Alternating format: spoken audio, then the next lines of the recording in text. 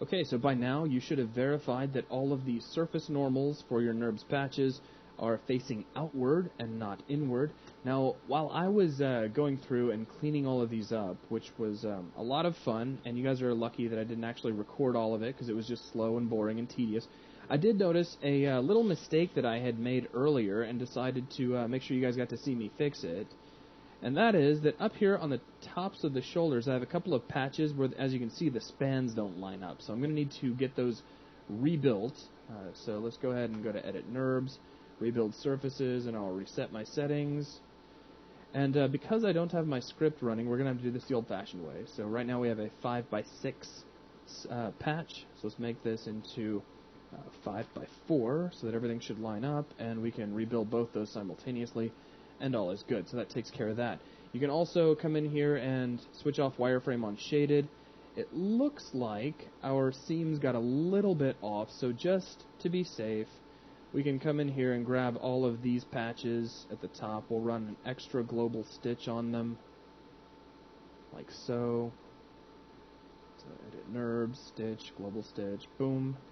Looks good. Edit, delete all by type history, and there we go. So that should make sure everything's nice and seamless.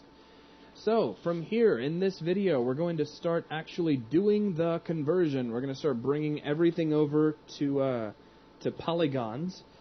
So, let's take a look at how we're going to do this. I'll go ahead and start with just the dash body layer, since we happen to have that visible right now anyways.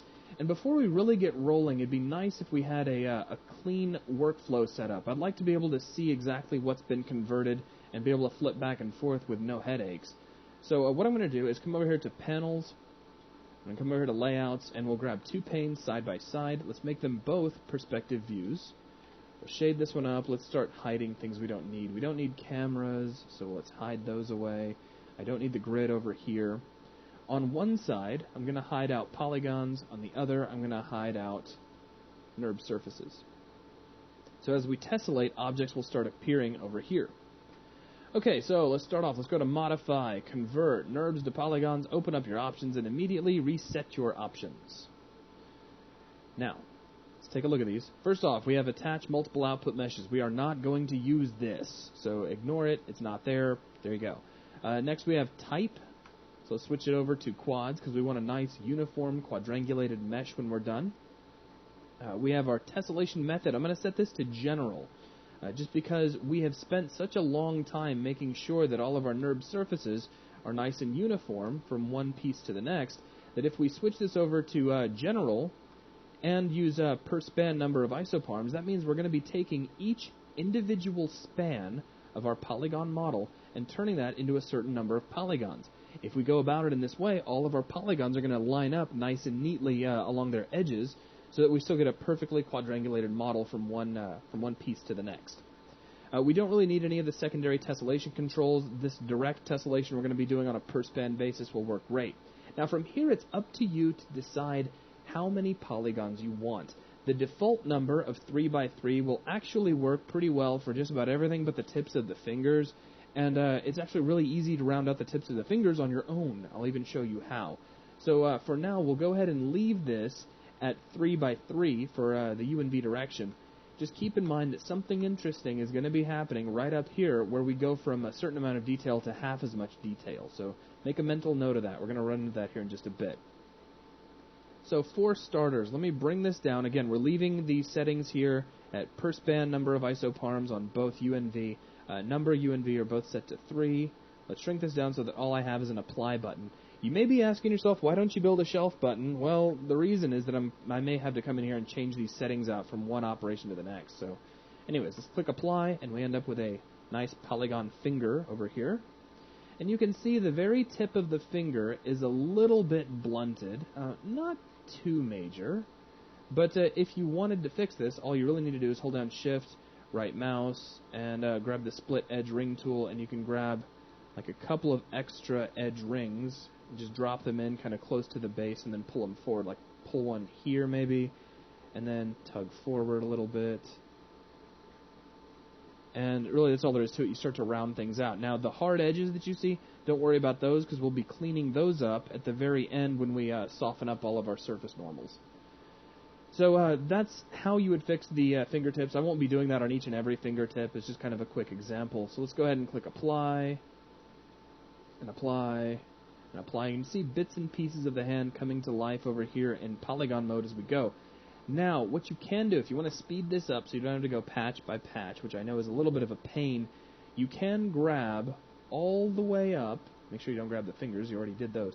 All the way up to where you get this change in surface span number. So that would be right up here to midway up the forearm. And you can tessellate these all at once, like so.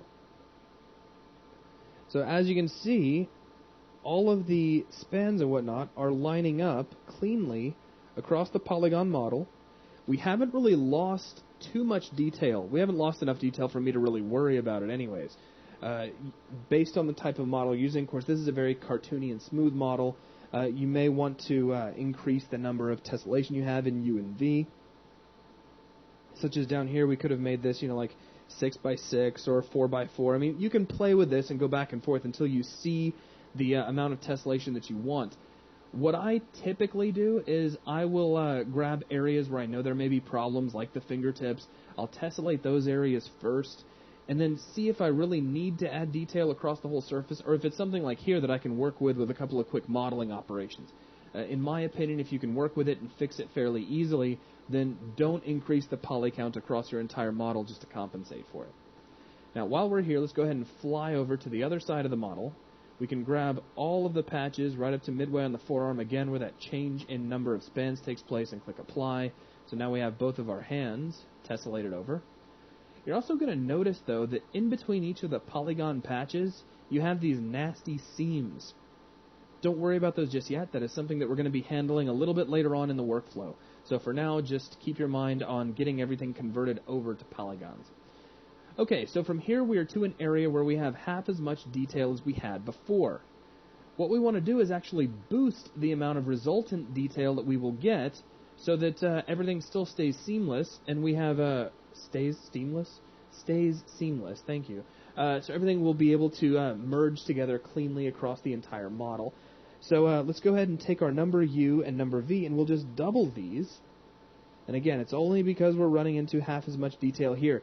You could, if you wanted to, systematically go across and only double it in the proper direction for flowing down the arm, but then you're going to end up with irregularities across the chest. You'd end up with higher tessellation across the chest, up the side of the neck, across the back, and down the side of the model. If you want to keep everything nice and uniform, just go ahead and double it all the way across. So we've now done that. We're now going 6x6 instead of 3x3. We can grab this span and apply, and you'll notice that all of the polygon edges nicely line up, which is exactly what we want. And from here, believe it or not, I mean, you can, if you want to, keep going patch by patch and applying, or you can grab huge swatches at a time, or even in this case, because we don't really have any more changes in detail per se, we can grab the rest of the model. Notice I'm, for the time being, ignoring the bottoms of the feet. Those are kind of their own little beast. So we've already got the arm, we don't need that. We can grab all of this, and we can apply all at once. Give that a second, and now we have all of the body. Now, for the bottoms of the feet, you can just tessellate these the exact same way. There's nothing really special about them. Just thought I'd keep in mind, these are not going to flow cleanly into one another, but you should already know that because of the nature of planar surfaces. Okay, so there is the body. Again, you may jump over here into polygons. You'll notice there may be some little tiny gaps or seams. Again, don't stress those just yet. We've still got a lot of work ahead of us for cleaning up a lot of that type of stuff. Now, from here, let's go ahead and pop back open both of our views. Let's bring up our layers. And we have dash body. We'll hide that out. We have dash body equipment, which we can bring up. And we have more of the same. Now, we probably don't need to tessellate the simple things like this armband all the way up to 6x6. So let's see if we can lower this down. We can probably get away with 2x2. Let's go ahead and hit apply and see what we can see. Maybe a little too simple. So let's undo that. And let's put it up to the default we had earlier of 3x3. And that'll probably work just fine. Maybe even nicer to go back and boost it up just a little bit higher. Let me undo. We'll push this up to 4x4.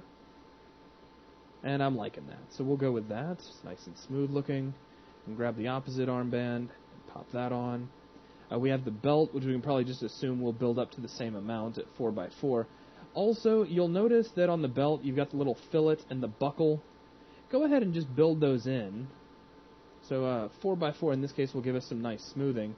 And we'll do the same thing here. You don't really need to worry about attaching these all into the same polygon object. You could systematically blow out some polygons here and then start attaching up edges. But things look nice and smooth from here, so I mean, I wouldn't break it if, or actually, what is it? I wouldn't fix it if it's not broken. I think that's how the saying goes. It's been a while. Okay, so from here, let's see how 4x4 looks on the hip area, the little hip pouch. Looks a little bit low. We're starting to get some nickeling here alongside the pocket, so let's undo that. We'll scroll down, and I can probably squash this window down just a tad. We can set this to 6x6, which is what we're using on the rest of the body, and that looks a lot nicer. You could probably even go a little higher than that, but we'll go ahead and leave it there. And let's take a look at 6x6 here. This might be a little bit heavy. Might be a little heavy. Let me undo that, and we'll set this down to 5x5. And that'll probably work out well. So let's go ahead and apply here. So now we have our knee pads in place.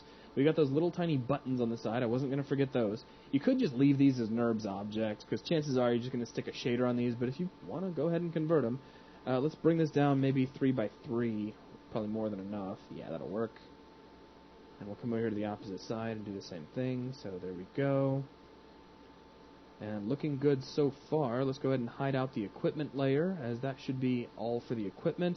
Let's move our way up to the, I guess we'll go ahead and do the teeth and tongue and all of that business before we go any further. Let's start off with our default 3x3 and see what that gets us. A little bit on the faceted side, and you want your eyes to be nice and round, so we'll kick this up. Let's try that 6x6. And I think that'll work, so let's go ahead and apply that here as well. And let's take a look at the gums.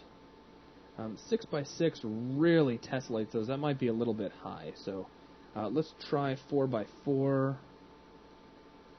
And that'll probably work just fine, because I'm not really anticipating the gums catching too much attention. If you're really planning on a lot of snarling and whatnot, and the camera's really going to be right up on them, then you may want to tessellate a little bit higher. But for just random talking, this will probably work out just great. So we can go ahead and do the lower gums as well.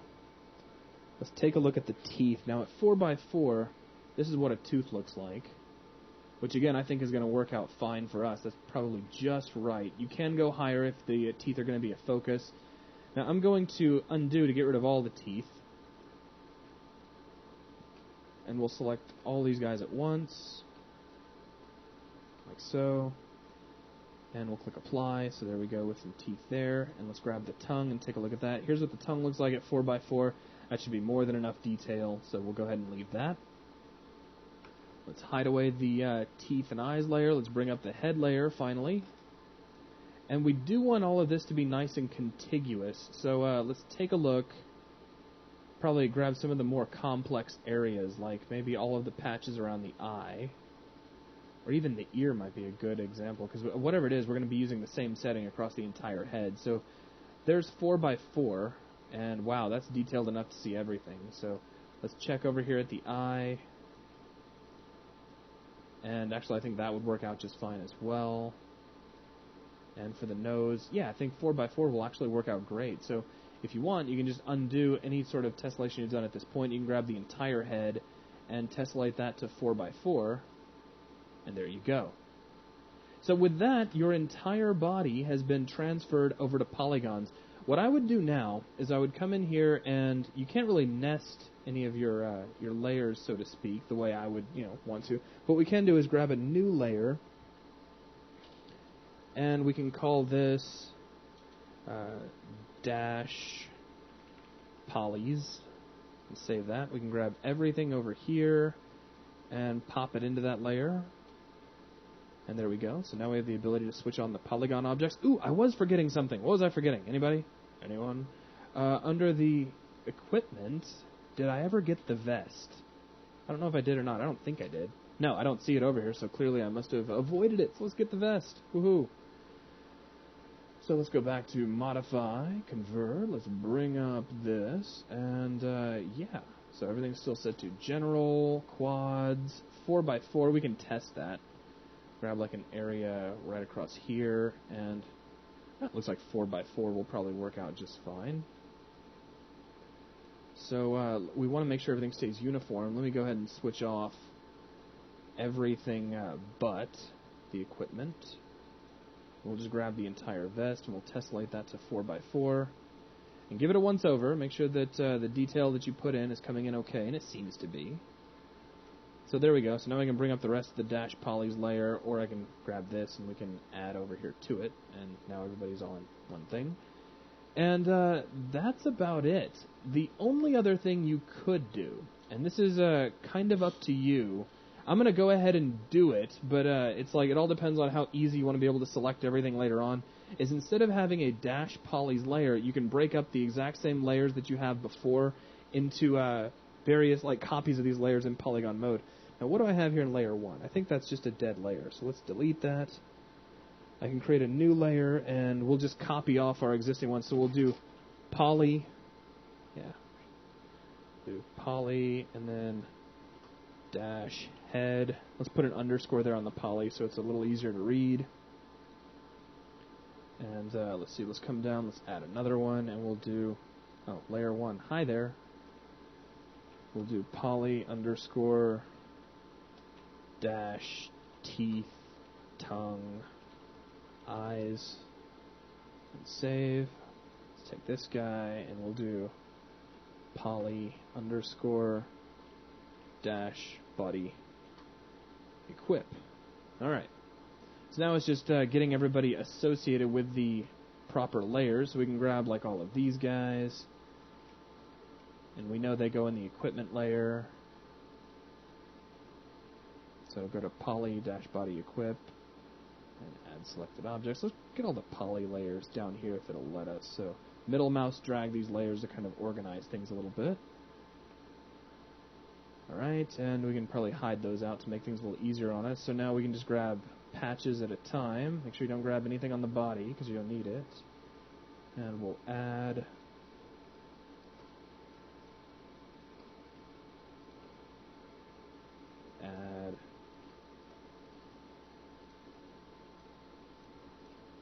It's also kind of a nice thing to do because it forces you to go across the model one more time and sort of verify that everything's lining up okay.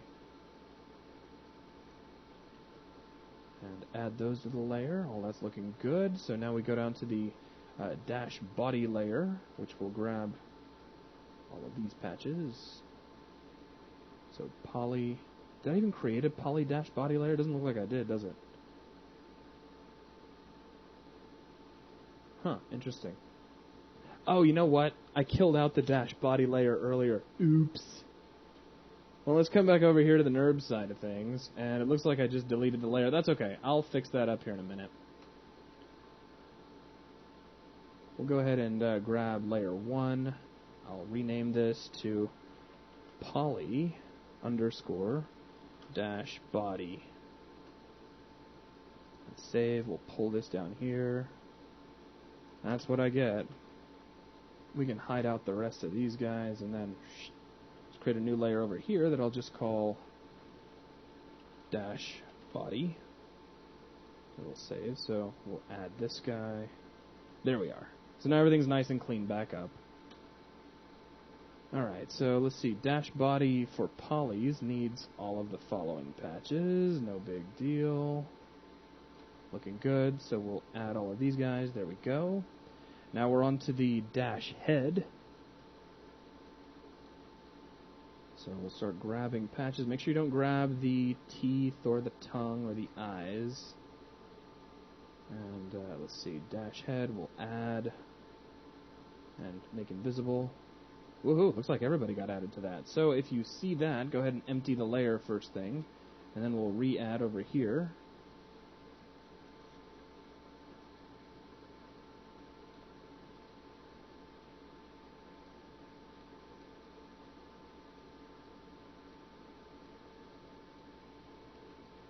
We don't put this guy in. And we'll add these guys to the dash head. Okay, that's all coming in okay. And now we have the teeth, tongue, eyes, so we can just grab everything and add. So last thing you can do is just kind of verify that everything pops up okay in each layers and clean up anything that doesn't. So body comes in over here, head comes in over here, teeth and eyes come in, and equipment, so that all looks good. And then over here we have the head, body, all that, which is selected, and then there you go. So with that, all of the layers are nicely cleaned up. We are organized. Everything has been converted, and we are now ready to start cleaning up our converted model so that it all looks good. So that will wrap things up for this video. Thanks a lot.